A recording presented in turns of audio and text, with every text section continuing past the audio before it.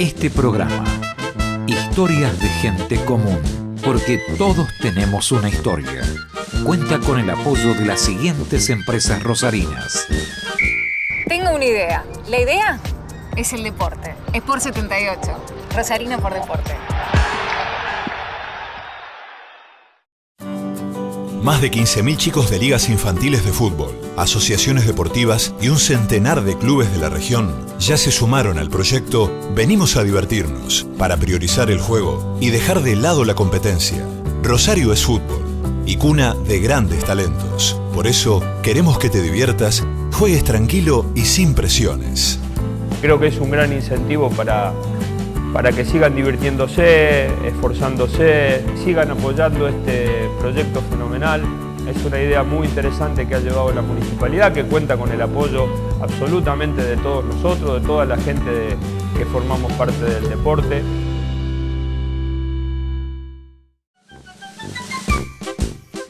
Hola, ¿cómo le va? ¿Qué dice? Buenas noches o buenas tardes, pero la primera emisión es a la noche. Esto es Historias de Gente Común, porque todos tenemos una historia. En este caso, Carlos Mario, a él no le gusta que le digan Mario, Carlos Mario Soto Paiva, médico, sexólogo, autor de libros de novela, de cuentos, autor teatral, actor teatral, bueno, un montonazo de cosas. Niega su existencia como rosarino porque, al igual que quien lo presenta, venimos de Santa Fe. Pero logro finalmente que confiese que su amor es Rosario. Señor director, primer tramo de Historias de Gente Común, porque todos tenemos una historia. En este caso, la de Carlos Soto Paiva, Sotito. Primer tramo, ahora. Bueno, dame tu nombre completo. Carlos Soto Paiva. ¿Un solo nombre? No, el segundo no. Contalo. Mario. Carlos Mario. Sí. Soto Paiva. Soto con una sola T. Con una sola T. ¿Y Paiva? Con Y y B corta. No es como Laguna Paiva. No. Nada que ver tampoco. Cuando me preguntan si Paiva es el apellido de mi mamá, digo, no, el apellido de mi mamá es Tononi. Este es un apellido compuesto, es el apellido de mi padre. ¿Y de dónde es tu viejo? El origen del apellido. El origen del apellido es de 3 generaciones atrás o 4 antes de mi padre, que era muy común unir el apellido del padre y la madre. En aquel momento. O sea que después siguieron ya siendo Soto Paiva. Ellos son... La familia de mi padre es de Corrientes.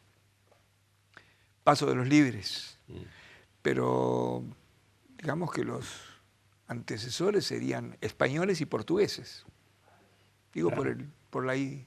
¿Y tu vieja me decís que es? Italiana, Tononi. Tononi Berroni. ¿Sos de Rosario? No. Parece un chiste esto. Vinimos casi juntos a Rosario. Vinimos juntos porque creo que los dos teníamos o el sueño, las ganas o el destino de querer ser médicos. Lo que pasa es que nuestro pasado ya había sido un pasado de capital santafesina. Sí. Y lo mío más al norte aún. Lo mío de San Javier. Ciudad, ahora, pueblo en aquel entonces, patria de Julio Miño, de Carlos Monzón. La llegada de Rosario es sobre 60. 59 para ser exacto. ¿Y por dónde apareciste? Estamos hablando del año 59. Sí. Para ubicarnos, ya está Frondizi ahí. Sí. Políticamente hablando. Sí. Y en funciones, la generación del 60. Sí, señor. Yo vengo porque, como te digo, había terminado el secundario en Santa Fe. Sí. Lo terminamos. Sí. En el glorioso Simón de Iriondo. Y a partir de allí, bueno, como quería seguir medicina y todavía no estaba la facultad en Santa Fe, ahora sí, tuvimos que venir a Rosario. En aquel momento vine con mis padres. ¿Se vienen tus viejos con vos? Sí. Mis viejos se vinieron conmigo de San Javier a Santa Fe. porque no podían pagarme la pensión. Y se vinieron conmigo de Santa Fe a Rosario. Luego volvieron. ¿Vos sos hijo único? Hijo único. Sin todas las mañas ni todos los vicios que dicen que tienen los hijos únicos. Eso tendría uno que preguntarse a los demás. Sí, me lo dicen, me lo dicen. ¿Y por qué lado fuiste a parar? A 2 cuadras de la Facultad de Medicina, calle Rioja, al 2900. En primera instancia. Después ya mis padres volvieron a San Javier. No. ¿A San Javier? No, volvieron a San Lorenzo. Y después de unos años en San Lorenzo, sí, nuevamente se fueron al pueblo de origen, a San Javier. En medicina tuve la suerte de empezar en la época en que, digo la suerte porque los planes fueron cambiando. Incluso yo terminé siendo docente en una época donde ya el plan actual no tenía nada que ver con el plan con que habíamos empezado medicina. Creo que hubo ya 4 o 5 planes distintos de aquel entonces. Y empecé la facultad antes de empezar el cursado. Como yo estaba a 2 cuadras, me hice amigo de un disector que en aquel momento hacía los preparados de anatomía patológica y empecé a ir a ayudarle a él. Ayudar. O sea que cuando empecé los prácticos, en las famosas mesas de mármol y los piletones donde traíamos los cadáveres, en aquel momento yo ya sabía disecar, que le había ayudado a quien en aquel momento era el jefe de disectores. ¿Te acordás el nombre? Sí. Trato de acordarme. Hay muchos apellidos desde entonces hasta ahora. ¿Y cómo era esa facultad? Porque la entrada, estamos hablando de la entrada por calle Avenida Francia, y Santa Fe, la entrada con esas columnas sigue estando. Sí. La facultad cambió en todo lo que fue... ¿Vamos a hablar de lo edilicio? Porque si hablamos de lo edilicio, empezó a cambiar a partir de las incorporaciones que se hicieron ya en la que era pasando la calle que separa Facultad de Centenario. Ahí empezó a cambiar todo lo edilicio. Al principio era la entrada, un gran pasillo que llevaba hasta microbiología hacia la derecha, otro gran pasillo que llevaba a anatomía normal y luego los altos. ¿Y cómo era ese barrio? El barrio. Barrio de pensiones, barrio de casas viejas. Todavía no se habían hecho los pequeños monoblocks de departamentos que hay ahora y que pululan para estudiantes e incluso para profesores. Eran las antiguas casas de pensión o las casas de familia que daban pensión a estudiantes en los altillos, en las piezas que les sobraban. ¿De qué vivía tu viejo? Mi ¿Era una buena vida? ¿Era acomodada? No. ¿Era justa? ¿Cómo era? Porque me decís que no podían pagarte una pensión, pero se vinieron. ¿Cómo es eso? Era docente, con eso está todo dicho. Había sido maestro de escuela, fue maestro de escuela toda su vida, hasta que se jubiló.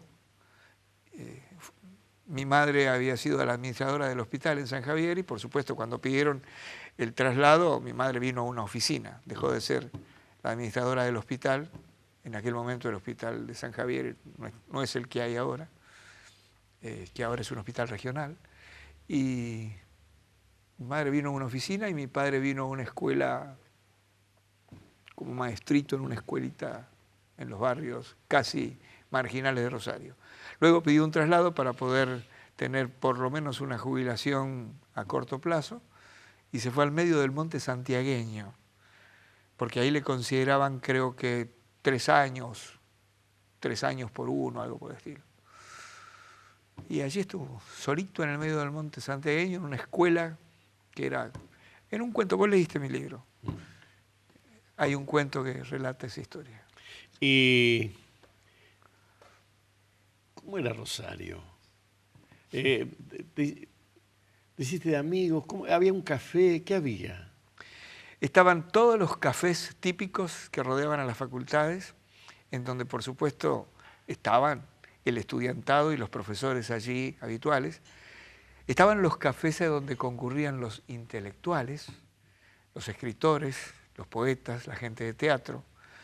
Estaban los clásicos cafés, restobars y pizzerías de calle Pellegrini, pero no los de ahora, los de aquel entonces.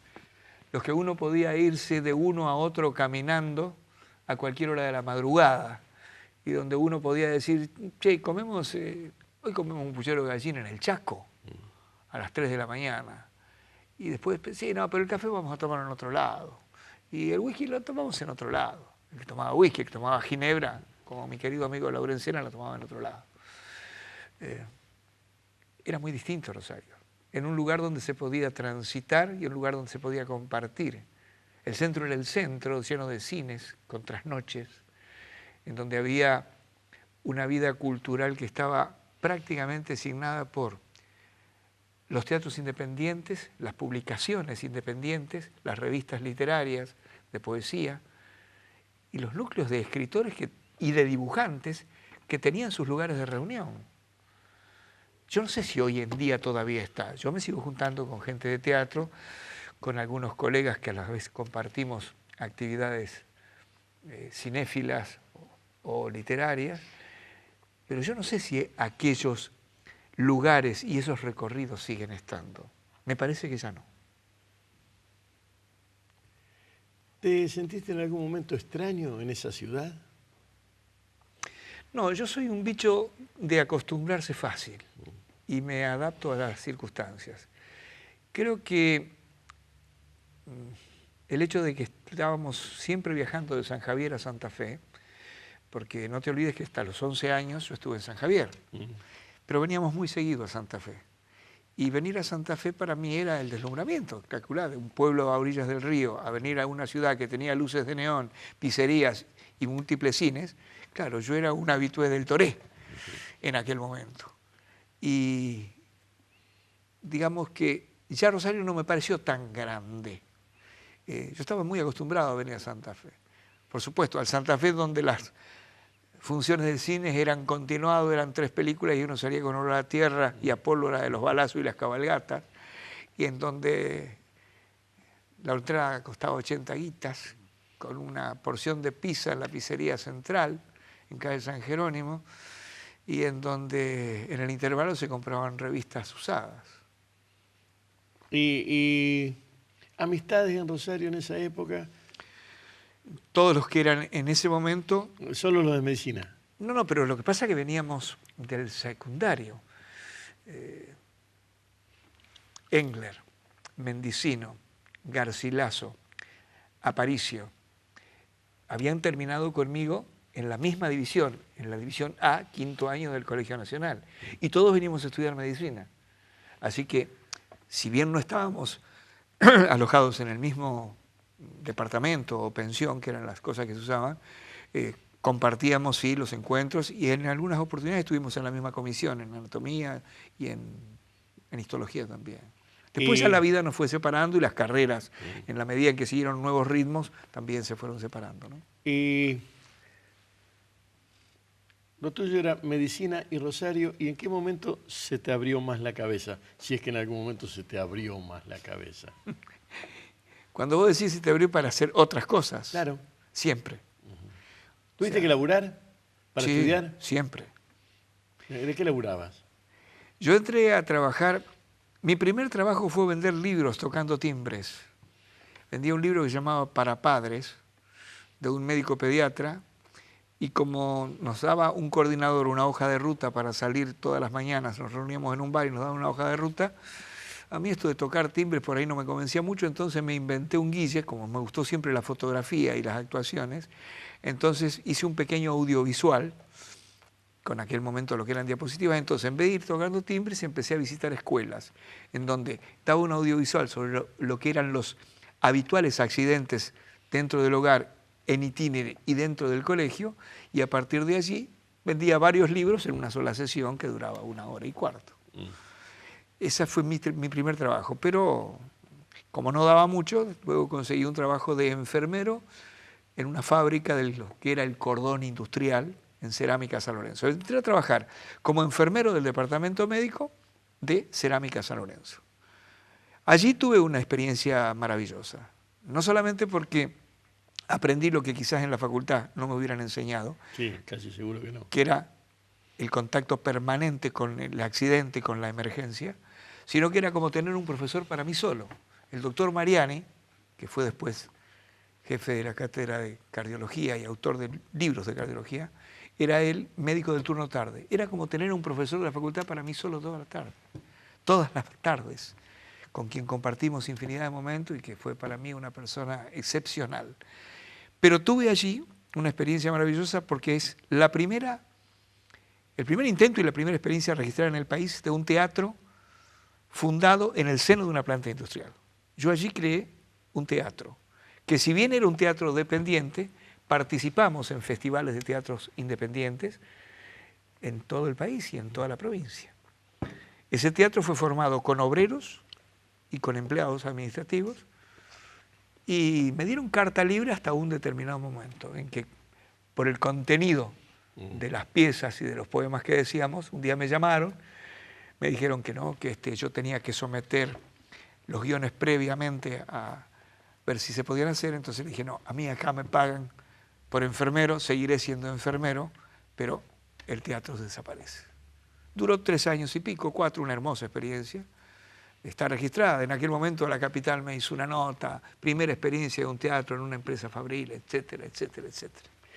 Colectivo. ¿Ibas en colectivo todas Sí, las colectivo durmiendo, porque me iba con 3 horas de sueño. Mejor dicho, en la primera época no. Digo, en la primera, claro, porque a la mañana iba a la facultad, me tenía que ir rápidamente de la facultad, iba en el colectivo durmiendo, llegaba, compraba un sándwich en los kioscos de cerámica, eso fue también en la primera época, luego me hice mandar una vianda. Y bueno, y seguía hasta las 9 de la noche, a las 9 de la noche salía. Y ahí aprovechabas y estudiabas ahí. Ahí a veces podía estudiar, a veces, no siempre.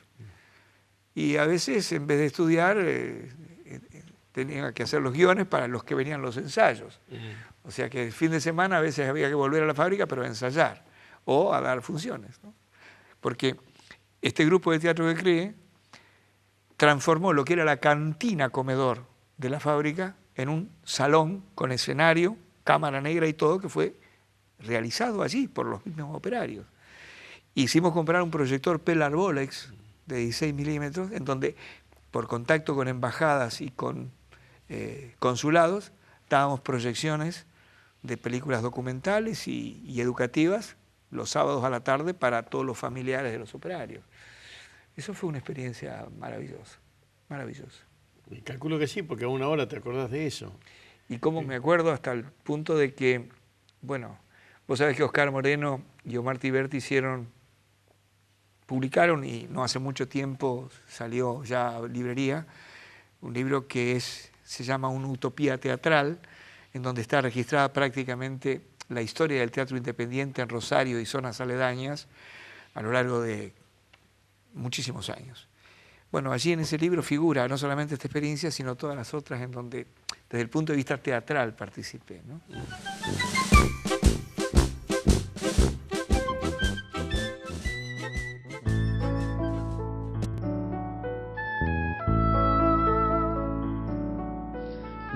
Quiero que me mire si no sabe que no soy uno más entre los muertos. No quiero que me mire si no sabe que mi vida está en sus ojos, justamente. No quiero que me mire quien ignore que al mirarme yo creo y me levanto por encima de la gente, que tengo voces y subo y toco el cielo y vengo y aquí estoy porque me miran. Yo soy el monumento. No quiero que me toque si no sabe que soy de dura piedra de otros tiempos. No quiero que me toque si no sabe que es preciso latir por esos dedos. No quiero que me toque, se ha olvidado que al tocarme parezco un trozo de madera, un barco y una vela, un tren, un avión, que voy corriendo, que resurjo en latidos de amores que me tocan. Yo soy el monumento.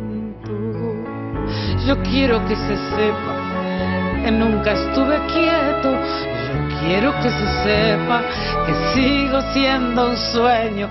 Yo quiero que me mire igual, que fuera un cielo, el cuento que contaban del sol y los cuadernos diciéndome en sus versos que soy una bandera, que soy una esperanza como la vez primera.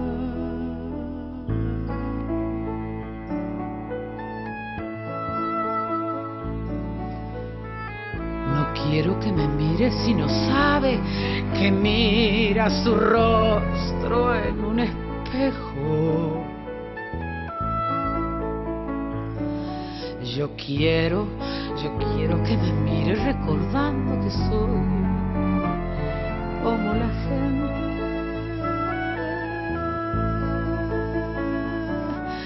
No quiero que me toque, se ha olvidado la historia de mi cuerpo, compuesto de ilusiones, amores y recuerdos, ejércitos y madres y trigo y un labriego que me soñó diciéndole en su puerta: soy Juan, tu monumento.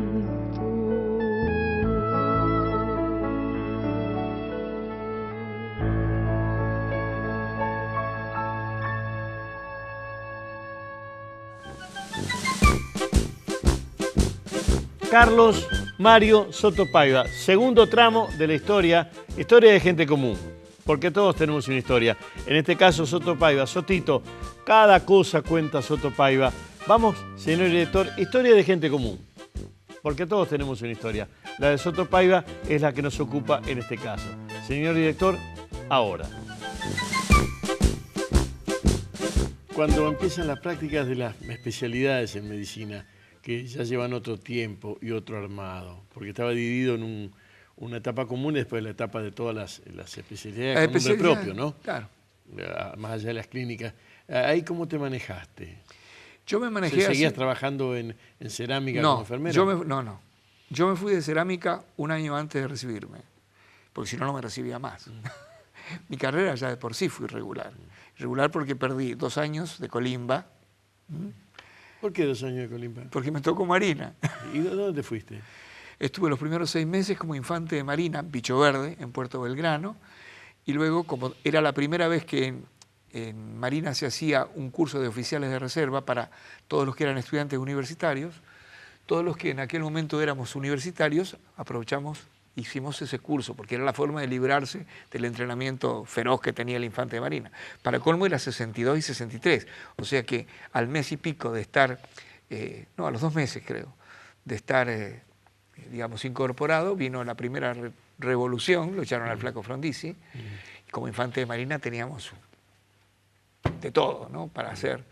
Por supuesto, mi padre y mi madre, pensando que a los infantes de Marina, que era siempre fuerza de choque, los traían, no nos trajeron nunca a Buenos Aires, pero bueno, nosotros hicimos el curso oficial de reserva y lo que nos habían prometido era que a los que éramos oficiales de reserva después nos daban pase a lugares que nos convenían para seguir con la universidad. Por supuesto, yo pedí Buenos Aires, que era lo que me quedaba más cerca de Rosario, y realmente fue así. El año y medio restante yo lo hice en el Arsenal Naval Buenos Aires. Lo que pasa es que en el Arsenal Naval Buenos Aires, en vez de venir como bicho verde, me dieron un pase a marinería, o sea, entré a ser gaviotón, maringote. Y como yo venía con una carta de recomendación de un oficial a quien le había hecho retratos a sus hijas y yo había decorado unos frescos del comedor de soldados, entonces él me dio una carta para un pintor que en aquel momento formaba parte del clan de Quinquela, que era Bassani. ¿Cómo es el apellido? Bassani, un tipo fantástico. Gracias a él lo conocí a Quinquela. Y con esa carta él me dijo, bueno, pibe, cuando quieras venir a aprender lo que yo te puedo enseñar. Más allá de eso, habló a un oficial amigo que él tenía y decoré también con frescos pintados a mano lo que era el albergue naval en el Arsenal Naval Buenos Aires, o sea, enfrente de Retiro. O sea que el año y medio me la pasé pintando. Entonces no venías para Rosario. Entonces no venía para Rosario, venía de vez en cuando. Venía, sí, a visitar a mi familia, pero me pasaba los fines de semana o viendo cine. Era la época en que con el uniforme podías entrar de milico, podías entrar gratis a todos los cines de Calle Lavalle, razón por la cual me vi todos los ciclos de cine ruso, japonés, sueco, francés, italiano que se daban en el Lorraine, y por supuesto librerías de viejo y revistas, que era mi pasión. Ensuciarme los dedos, pero... ¿Y sí. dónde salió? ¿Por qué esa pasión? ¿Tu viejo te la metió, tu vieja? ¿Por qué? Mi padre era un lector incurable. La biblioteca de mi padre estaba compuesta por la biblioteca de mi abuelo, los que él había podido rescatar, más su biblioteca, y todo lo que yo leí, digamos, si se puede decir importante, los clásicos los leí en mi adolescencia, todos los clásicos de aquella época. Yo entré a la literatura contemporánea ya en época de medicina. Y de Marina volviste y siguió la carrera y ahí enganchaste cerámica. Claro, porque yo en Marina, digamos, perdí esos 2 años desde el punto de vista del estudio, pero también había perdido la huelga del 60 y la huelga del 64. O sea que tuve el año 60 por huelga. Claro, los que podían se iban a otras facultades, vos te acordás. Sí, sí. Se iban a otras facultades, rendían una materia y después volvían. Después salió un decreto por el cual quien hacía un cambio de facultad no podía regresar hasta los 4 años posteriores. Yo nunca pude ni irme a otra facultad, o sea que yo perdí el año 60 por la huelga, 62 y 63 por Marina y 64 también por huelga. Por eso te decía, mi carrera fue muy regular por las pérdidas obligatorias. Después hubo otras pérdidas, pero ya fueron por vivir, por hacer teatro y por todo lo que significa formarse en la vida. Y cuando estabas ahí en Buenos Aires, la nostalgia era de San Javier, de Santa Fe, de Rosario. ¿Qué nostalgia había? La nostalgia era, pienso que es la nostalgia de muchos, ¿no? Lo que significa la familia, ¿no? Lo que significa el olor a comida familiar, la cama de uno y la higiene particular que uno hace en su casa y no en otros lugares. La almohada. Extrañamos el baño y la cama. La familia, mi familia. Yo tuve una familia muy particular, donde el recuerdo que tengo es de una pareja muy bien avenida de mi padre y mi madre, con un padre muy cariñoso y una madre también. Mi viejo, se podría decir un intelectual, dentro de su formación, Sí. pero él era el corresponsal del diario El Orden en San Javier. Sí. Recordemos que en Santa Fe había 2 diarios clásicos, el Litoral, que siempre fue vespertino, y el Orden, que fue matutino. Después el Orden cerró. Exacto. Bueno, mi padre fue corresponsal del diario El Orden y bueno, también le gustaba escribir, escribía poemas, escribía cuentos. Creo que de ahí viene toda la parte mía. La parte teatral venía de mi madre. Mi madre había querido ser actriz. Había sido una chica muy bonita en su pueblo y la habían buscado para lo que en aquel momento eran los grupos filodramáticos y nunca la dejaron en la casa. Era la menor de 5 hermanas, nunca la dejaron, pero siempre me transmitió a mí. Y por supuesto, en San Javier, si bien mi padre no hacía teatro, en mi casa se reunían los escritores. En mi casa iba Zapata Goyán, iba Julio Meño, había reuniones de escritores y de gente que de alguna manera tenía que ver con el arte. Y era el lugar donde se reunía el Centro Filodramático Florencio Parravicini. Mis primeras armas en el teatro fueron a los 7 años, allí. Claro, yo estaba permanentemente en todos los ensayos, porque se ensayaba en mi casa, y el primer papel infantil que hubo me lo dieron a mí. A partir de allí seguí actuando, era el perejil de todos los guisos Ahí te metieron infantiles. el virus y ahí quedó. Claro, y ahí quedó. Y cuando vine a Rosario, clases con Fessler, que en aquel momento no era el Fessler que todo el mundo conoció después.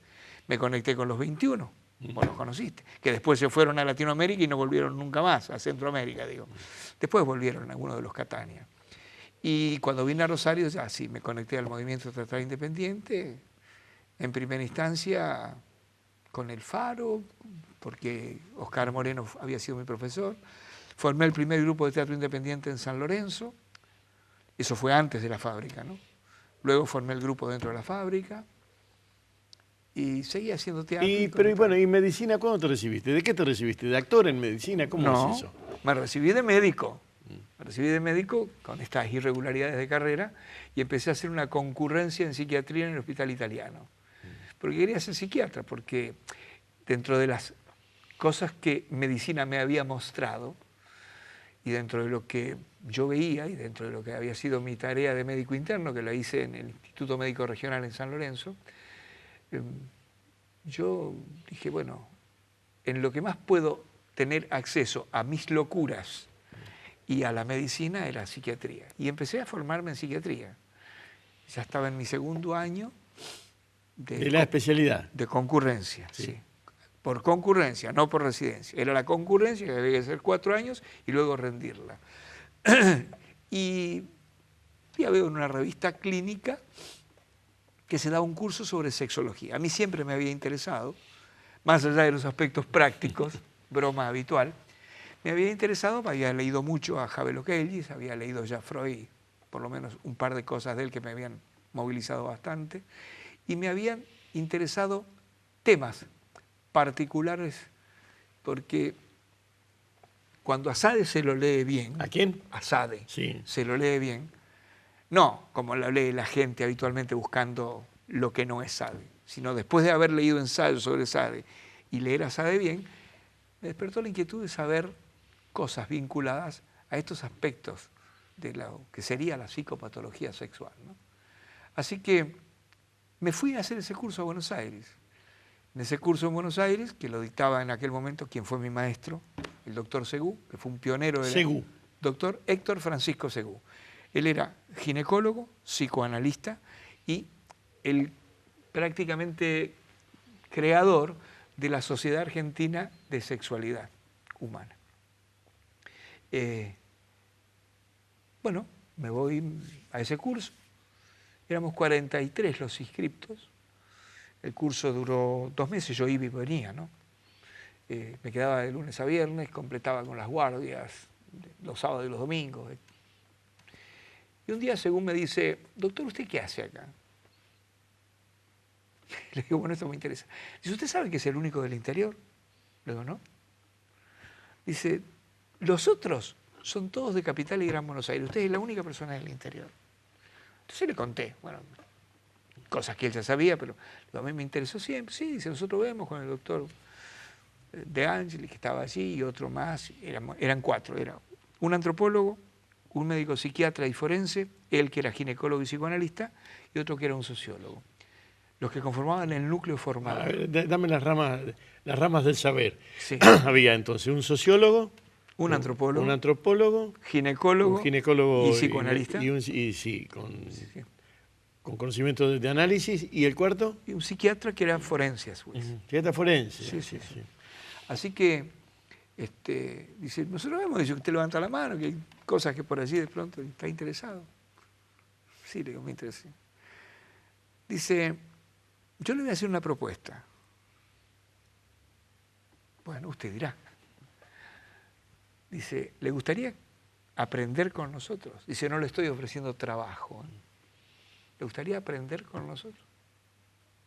Dice, ¿usted tiene cómo estar aquí? Le digo, le contesto la semana que viene. Había que quedarse en Buenos Aires de lunes a viernes.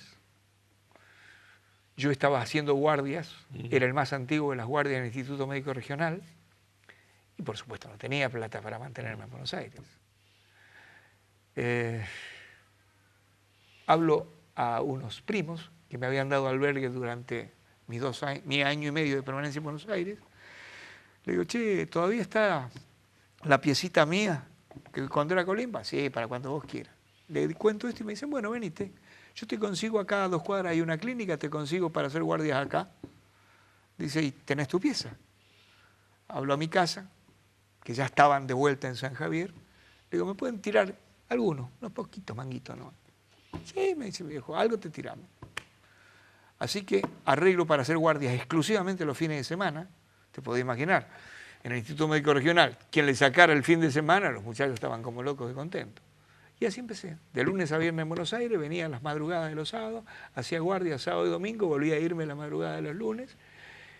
Y así me formé en sexología, yendo a la Escuela Superior de Sexología, que en ese momento funcionaba en el Centro Médico Almagro, que eran clases específicas y pacientes que se veían específicamente de sexología.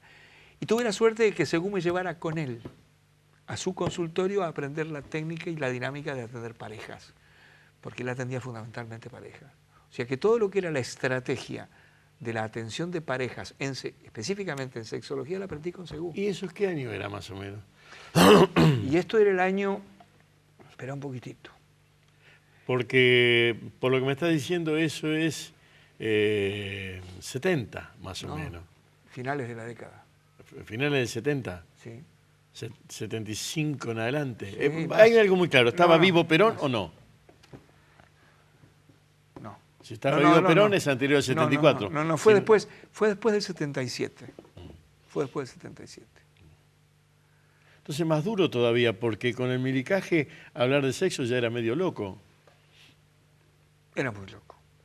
Hacer el teatro que yo hacía, no yo, el grupo al que pertenecía, La Ribera.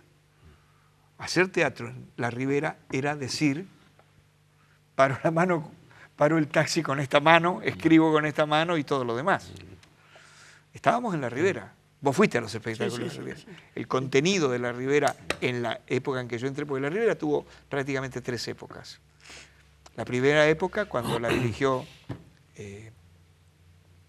ya me voy a acordar. Garramuño, ¿querés decir? Garramuño, exactamente. No apeles a mi memoria, usá la tuya. Uno de los Garramuños. Chiquito. Una de la segunda época, que fue cuando él se va y que queda, digamos, Diana empezó, pero Diana no quería dirigir, dijo, bueno, yo me quedo a cargo de la dirección, pero luego se transforma en un equipo. Y en esa época entro. Yo entro en esa época de transicional en la cual deja de ser el antiguo Teatro La Ribera para después ser Equipo La Ribera, donde estaba Clide Bertino y Severtino, que fueron chupadas por la dictadura y presas por la dictadura. Y bueno, y todo lo que siguió después.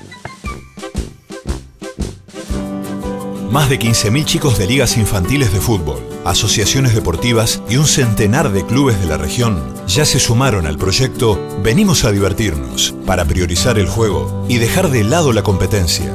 Rosario es fútbol y cuna de grandes talentos. Por eso queremos que te diviertas, juegues tranquilo y sin presiones. Creo que es un gran incentivo para que sigan divirtiéndose, esforzándose, sigan apoyando este proyecto fenomenal. Es una idea muy interesante que ha llevado la municipalidad, que cuenta con el apoyo absolutamente de todos nosotros, de toda la gente que formamos parte del deporte.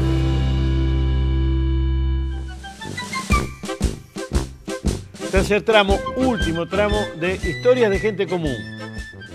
Porque todos tenemos una historia. En este caso, Soto Paiva. Hay que confesarlo, es amigo. Por lo tanto, algunos secretos, algunas indiscreciones no fueron presentadas o apuradas para que las confiese. Pero ha confesado cada cosa. Es el primer sexólogo que hubo en la región. Y lo cuenta, parece sencillo, pero lo que cuenta es cómo poner en la puerta una chapa que diga Carlos Soto Paiva, sexólogo, o como él dice, que en determinado momento le dijeron sexópata. Tercer tramo, historia de gente común. Porque todos tenemos una historia. En este caso, la de Soto Paiva. Señor director, ahora. ¿Te recibiste en sexólogo? ¿Cómo es eso? No. Yo me recibí, la facultad te da el título de médico. Porque lo que es importante decir, y se lo aclaro, no solamente a quienes fueron mis alumnos en medicina, a quienes fueron mis alumnos en el instituto que yo dirigí de sexología, sino también a quienes me entrevistan, es que la sexología en nuestro país no está reconocida como especialidad ni por los colegios médicos ni por los colegios de psicólogos. Si bien nuestro país es un importante país formador de sexólogos clínicos y de educadores sexuales, y uno de los países pioneros en Latinoamérica y donde salieron figuras reconocidas en la WOSH, que es la Asociación Mundial de Sexología. Pero los colegios médicos no reconocen la especialidad y los colegios de psicólogos no reconocen la especialidad. Si bien nuestra formación es común a cualquier de las formaciones de especialista. Y en Buenos Aires atendías en lo de ese doctor Segú, ¿y después? No. Con Segú me formé. Yo con él no atendía. Él atendía. Yo estaba con él de asistente, de aprendizaje. Como si dijéramos, haciendo una concurrencia 3 días por semana con él. Que además, Segú, no solamente era ginecólogo, psicoanalista, sino que era batero. Tenía un grupo de jazz excepcional. Cuando lo trajeron a la Asociación Médica de Rosario, una vez para que diera una charla, ¿sabe cómo empezó la charla? Con un solo de batería. Después digo, bueno, yo soy el doctor Segú. ¿Y cuál era la diferencia entre los médicos clínicos, los que atendían problemas de pareja y ustedes? O sea, ¿había diferencia? ¿Se notaba? ¿A quiénes atendían ustedes? ¿Venían los loquitos sueltos? ¿Cómo era? No, el tema es el siguiente. La sexología es una... Estamos hablando del 80. Sí. A esos años más o menos te volviste a Rosario. ¿Cómo me volví? Yo nunca me fui de Rosario. Bueno, no, pero si estabas toda la semana laburando en Estaba Buenos de Aires. lunes a viernes. Sí. Sí. El tema es así. Primero vamos a aclarar lo que es la sexología. La sexología viene a ser un vaso comunicante entre lo que antes eran 2 compartimentos estancos y en cierta manera todavía siguen estando. La medicina y la psicología. Bueno, pero eso es teoría. Pero no contame es de teoría. tu vida. No es teoría, porque sirve para explicar lo que te voy a decir. En medicina nos forman médicos, y afortunadamente soy médico, nos forman con una característica muy particular, en donde lo que supura, lo que sangra, lo que duele, soma. Es el soma. Ahora, afortunadamente, y desde un tiempo a esta parte, se han incorporado materias que antes no existían en la currícula. Vos lo sabés de sobra. En psicología, la psiquis, o el halitus, o el espíritu, o como te quieras llamarlo. Entonces, supuestamente, todo lo que tenía que ver con la problemática sexual, supuestamente el médico la conocía. ¿Y a vos, Fuera de y a lo vos que... qué te pasaba? Bueno, a mí no me pasaba eso, porque yo ya estaba formado. Pero habitualmente el que tenía una problemática sexual, ¿a quién lo consultaba? O al urólogo o al ginecólogo, porque por cercanía anatómica se suponía que debía entender de eso. Y si en su buen saber y entender, y después de estudios complementarios y todo lo que conocía como médico, ahí no encontraba nada, derivaba al de más arriba. ¿Y vos cuando llegaste a Rosario, qué hiciste? ¿Pusiste una chapa en la puerta? No, porque yo en Soto aquel... Paiva, sexólogo. No, porque yo en aquel momento, mi primer consultorio fue en San Lorenzo, donde yo todavía seguía siendo un médico interno, conservado por antigüedad esas guardias. ¿De acuerdo? Sí. Entonces, mi primer consultorio fue en San Lorenzo, en donde decía clínica general, porque yo era un clínico, en primera instancia. Ni siquiera había sido psiquiatra, porque yo tenía formación psiquiátrica de 2 años cuando me conecté. Pero yo no, en aquel momento dije, no quiero ser psiquiatra, quiero ser sexólogo. En donde las materias... ¿Y en San Lorenzo y te caían gente a Sí. consultarte el tema? Porque me conocían muchísimo. Yo tenía consultorio enfrente del Instituto Médico Regional. Me conocían y mucha gente venía por curiosidad. Tengo anécdotas jugosísimas que a veces surgen como un chiste habitual, pero que hubo gente que estaba en la sala de espera. En la sala de espera había un consultorio que era de psicología, un gran amigo, Beseniak, que sigue siendo psicólogo y después se formó en sexología. Había un consultorio de un odontólogo, el consultorio mío y el consultorio de una psicóloga. Había gente en una sala de espera común. Me golpeaban a veces. Me decían, una vez me dijeron esto, ¿usted es el sexópata? Y le digo, también. Digo, no, eso es sexólogo. Porque en la chapa decía clínica general, sexología clínica. Después no. Después ya directamente, cuando me vine a Rosario, ya no tuve más chapa. La gente me conocía por los programas, me empezaron a llamar a los programas de televisión, de radio. Ahora vamos al otro costadito. ¿Y tu vida sentimental? Arranquemos. Intimidades no cuento. No, arranquemos. Antes de la colimba. Novia, novio. Antes de la colimba, novias. ¿Y después de la colimba? Novia. ¿Cuántos hijos tenés? Una sola hija, psicóloga. O sea que la perdiste. No, no. ¿O la ganaste? Al contrario, la gané. ¿Matrimonios? Uno solo. Fue mi última novia, con quien me casé y con quien estoy desde hace más de 35 años. Terminado esa concurrencia en Buenos Aires, te estableces en Rosario, tenés el consultorio en San Lorenzo, pero te estableces en Rosario. Así es. ¿En qué barrio? Y mi primer consultorio fue un consultorio que tuve gracias a un gran amigo que fue también mi gran mecenas, un psiquiatra que también iba como psiquiatra a San Lorenzo, me conocía de mi época de médico interno, sabía de mi formación en Buenos Aires, y cuando yo me casé y me vine a Rosario, porque yo hasta ese momento vivía en San Lorenzo todavía, me casé y me vine a Rosario, le pregunté a él si se conocía de dónde podía poner mi consultorio, yo tenía que salir de mi consultorio allá, y me dice, no, venite al mío. Dice, yo tengo 3 días hábiles, si a vos te sirven, 3 días libres, así que empecé a trabajar en el consultorio de él, o sea, él atendía a sus pacientes. El doctor Jorge Allende, ahora ya creo que se está retirando de su actividad, jubilado, gran psiquiatra, gran persona, gran amigo. Él ¿Y qué zona es eso? Salta, donde después fue zona cero, al 1900, estuvimos a 1 cuadra de la explosión. Allí fue mi primer consultorio. Después tuve otros consultorios más, en diferentes lugares, y en un momento determinado formé, junto con un médico generalista, sexólogo, y con una psicóloga de formación sexológica, un instituto que estaba en calle Italia. Está bien, pero eso es esa historia. ¿Y vos vivías ahí en Calle Salta? No. ¿Dónde vivías? ¿Cómo? ¿Vivías ahí en Calle Salta? No. ¿Dónde no, vivías? No. Yo nunca viví en donde tuve el consultorio. Jamás. ¿Y dónde vivías acá? Y viví en calle Mendoza, ni bien casado. En calle ¿Mendoza? Mendoza y Alem. Y Alem. Linda Mendoza. zona. Sí, hermosa zona. Linda zona. El borde de Barrio Martín. Sí, y quedé en el barrio, a 4 cuadras. ¿Por qué? ¿Estás viviendo por ahí ahora? Y ahora vivo en calle Ayacucho, entre Ceballos y 9 de Julio. ¿Y era la misma Rosario o era distinta? ¿Cuándo volviste? Ya estamos en el 80, ya estamos para poner un hito, ya estamos en Alfonsín. Rosario cambia. Cambia como ciudad, cambia como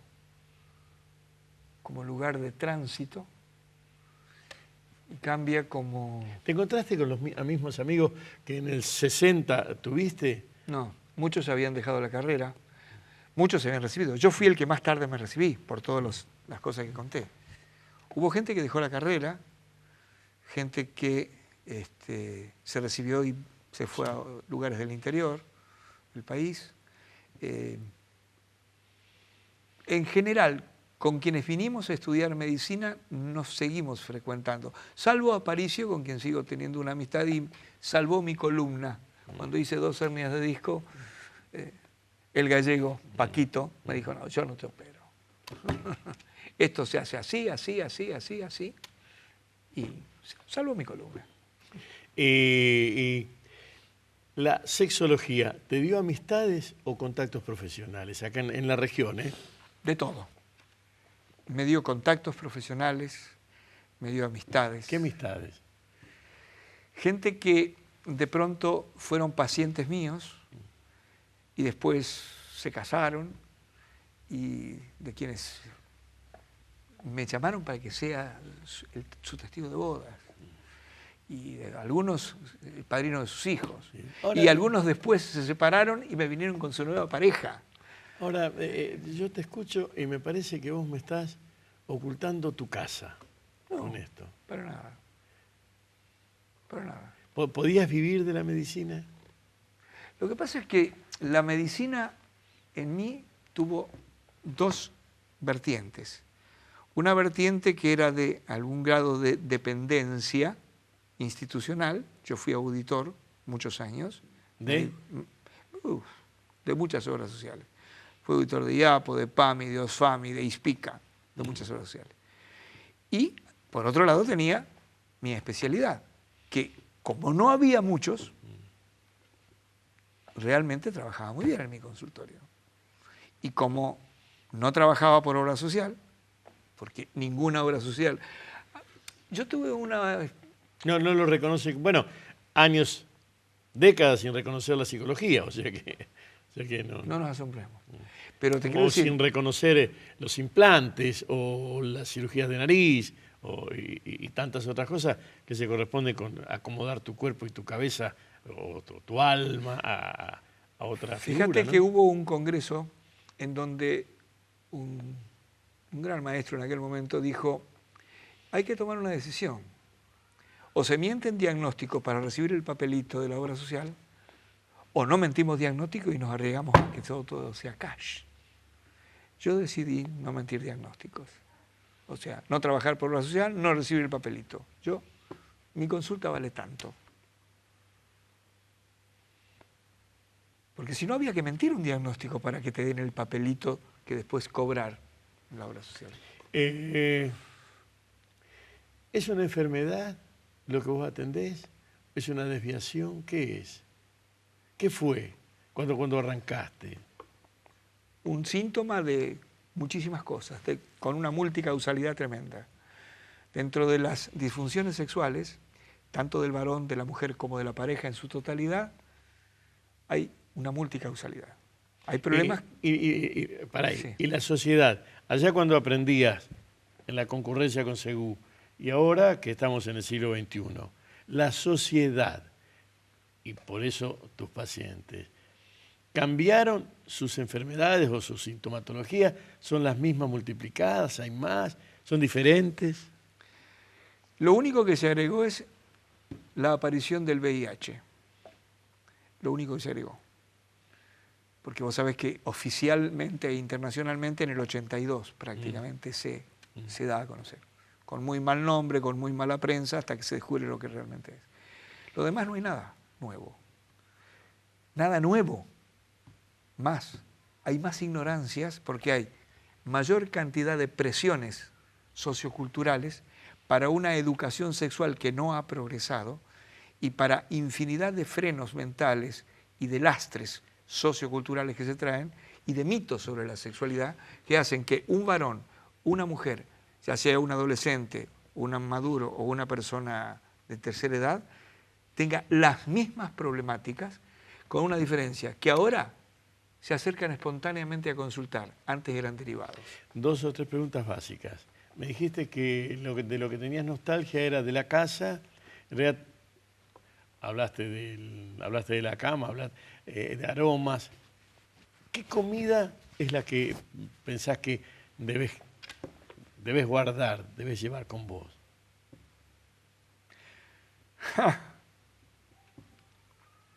Los asados de mi padre los domingos, cuando él estaba bien, cuando te digo, estuvo bien hasta cerca de los 80. Después ya no, pero seguía leyendo y escribiendo. Leyó novelas policiales hasta los 95. Los asados, no me cambies el sujeto. Los asados de mi padre, en primera instancia, de los domingos. Y las pastas de mi madre, y la repostería de mi madre. ¿Y qué sitio? Hacemos la completa, San Javier, Santa Fe, Rosario, Buenos Aires. ¿Qué sitio es el sitio donde te sentís, bueno, este es mi lugar? Todos. No. Sí, me pude adaptar a todos muy bien, con una particular nostalgia en primera instancia de mi San Javier, que en las últimas veces al verlo ya tan cambiado, voy y me tira, y quiero ir, bueno, pero... en Rosario, ¿en qué lugar te gustaría pararte? Este es mi lugar en Rosario. ¿Dónde estoy? Mi casa actual, la casa donde comparto con mi esposa, mi perro, mi hija. Beso, gracias. Parecido y diferente, hasta acá fue Historias de Gente Común, porque todos tenemos una historia. En 7 días, otra vez, otro caso, tratando de armar esto que es el perfil inconcluso de la región Rosario, en donde estamos todos. Un beso en la frente, gracias, hasta la próxima. Este programa, Historias de Gente Común, porque todos tenemos una historia, cuenta con el apoyo de las siguientes empresas rosarinas. Tengo una idea. La idea es el deporte. Sport 78. Rosarino por deporte.